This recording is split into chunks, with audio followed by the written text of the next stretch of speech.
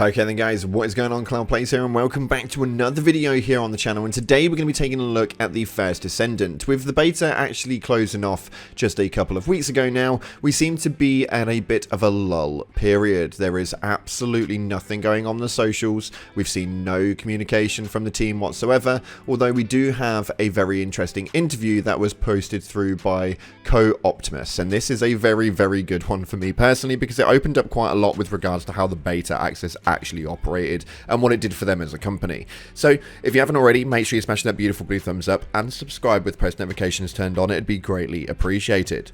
With that being said, let's jump on into it. So I don't know about you, but the first Descendant was a game that I was extremely excited for, and I did manage to get into the beta testing period of time, and it kind of worked a little bit weirdly, actually. I was alright with the game, and I thought that it was a really enjoyable experience, although it definitely had a lot of work that needed doing to it. With that being said though, the fact that they've gone completely dead silent from this point forward, I don't know if it's a good thing, I don't know if it's a bad thing. It all depends on how it is that you look at it. When we look at the way that Outriders actually operated their socials throughout a lot of the problematic time periods, we know full well that there was a massive issue, and it really helped tank the game by the social platforming. And as much as there was a lot of other problems, the social platforming definitely did not help it at all. But looking at this right here, they have got a bit of communication, and there is some worrying factors with regards to monetization inside of this and some other points as well. But starting off, there is quite a few things with regards to the players being able to play through solo or cooperatively. How is it they went about balancing them? Will additional players mean harder or more enemies, essentially meaning that it's going to scale with the size of the team, making sure that it's a little bit more challenging for players and not overall that easy. But they did state from Lee Boom-young, and he says that he did not adjust the difficulty based on the number of players for the Steam beta. Since First Descendant requires grinding, the enemy's difficulty should be varying depending on the player's growth. Players can go through missions alone and strengthen their Descendant, or the missions require higher character stats. They play the missions with co-op friends. So this also means that there are plans to adjust the difficulty level in the future. However, their guiding principle is that players need to feel rewarded for their character's growth, and they don't want players to have a uniform experience with a fixed difficulty level. It doesn't matter how much you've obviously advanced with your character growth, it's the experience is always the same. They want players to be able to wipe out monsters if they've made enough progress in the game, which is a really good factor for me, and I think that that's something that's really quite important. Everything within the looter shooter genre seems to have this scale to the character level, and it makes everything a little bit more challenging, whereas we don't really have that I'm absolutely godly with one character sort of thing going on until you kind of reach like the end of the end game, by which point in theory the game should practically be over for you until the next DLC. But irrelevant to it, they do talk a little bit more about the end game, with the Void Intercept missions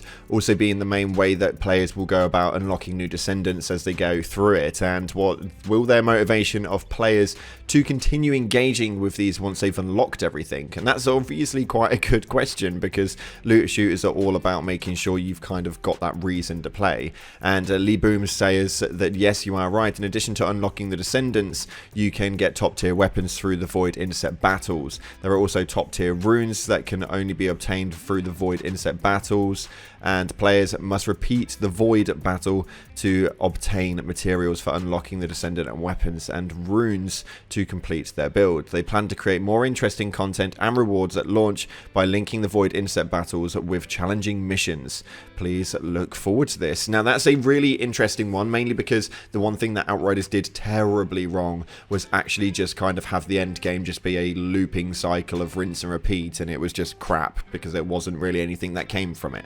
With this, it does seem that there is going to be a bit of a challenge mission inside of these, and I'm hoping it's a weekly rotation or something like that, so that we get different buffs and debuffs and things that are going to alter the way that these Void Intercepts work, and it will hopefully have more than just the odd one or two come the launch date on it, and we'll have a bit more of an end game capacity, which will be able to sustain a little bit more of a lifeline rather than stuff like, well, Outriders was absolutely awful.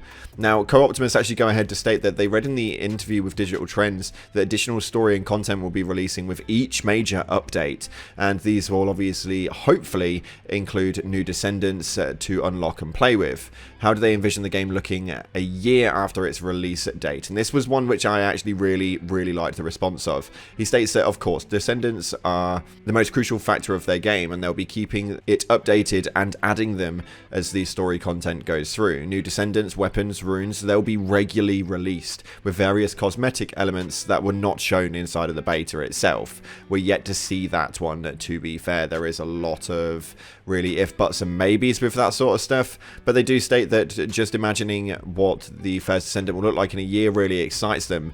They are meeting our players for the first time through the beta, and after the official release we expect more players to join the front line.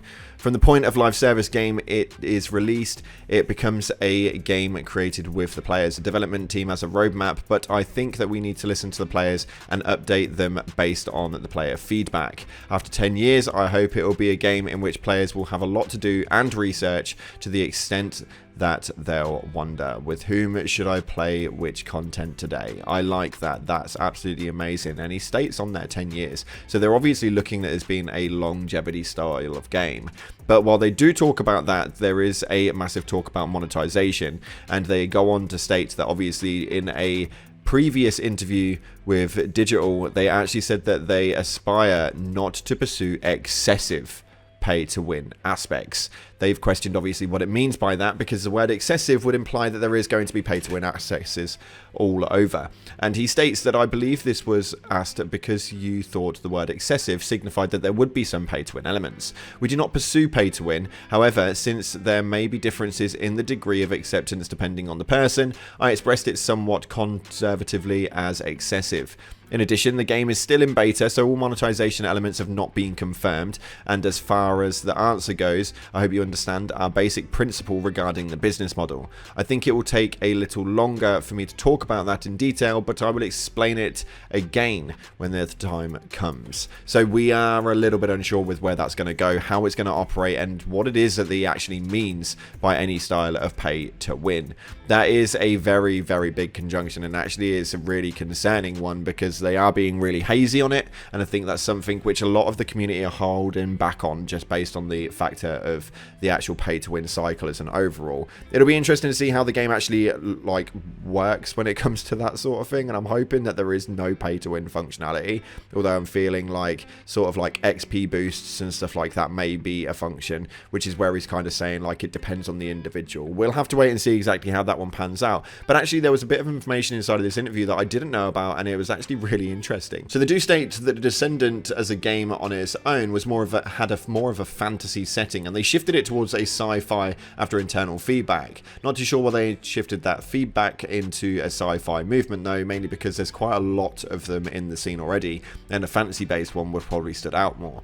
But Liboom actually states that, first, thank you for the interest in the interview, and most of the things that you said are correct. In this section I would like to help you understand by explaining the situation in detail. In the early stages of development, when the proportion of fantasy was high, it was pointed out that the mix of fantasy and sci-fi was awkward. Thus, it was concluded that we had to lean more to one side, and in the process, the fantasy aspect was judged to have strong design constraints, so they decided to go for more of a sci-fi being. For example, the combat mechanism is limited if you want to design an enemy that fights just like a distance in a fantasy world. Such was the case with limited gun designs that fit the world's law of magic and physics. I hope that you can see that we wanted a foundation that could contain more themes for continuous updates. And I actually really do respect that, and I think that the honesty behind that is actually really crucial when it comes to like the future of the game and how it actually all operates. I think there's a lot of things that are going on in the behind scenes with the first Descendant, although I do wish that they would kind of like come out with a bit of a statement. It has been quite some time now, with the actual close of this being around a week and a half away. We've had absolutely no communication since that point, so I'm really interested to see what they're doing behind the scenes, and hopefully if they are watching this, they give us a little bit of that very soon. But if you haven't already, make sure you smash that beautiful blue thumbs up and subscribe with post notifications turned on. Let me know down in the comment section exactly what you thought to some of the responses from Liboom Jun, and what it is that you think is going to happen to the game in the over course of a few months. Thanks again for watching, appreciate all your faces, and as always, up until the next time, I'll see you in the clouds.